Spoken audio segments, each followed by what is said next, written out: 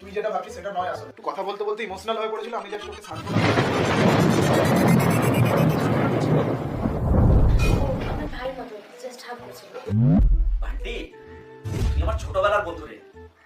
আমি কোনোদিন ভাবতে পারিনি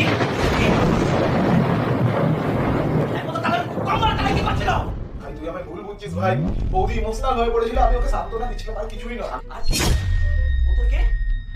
বৌদি বিশ্বাস করো, তোমার তো ভুল হচ্ছে।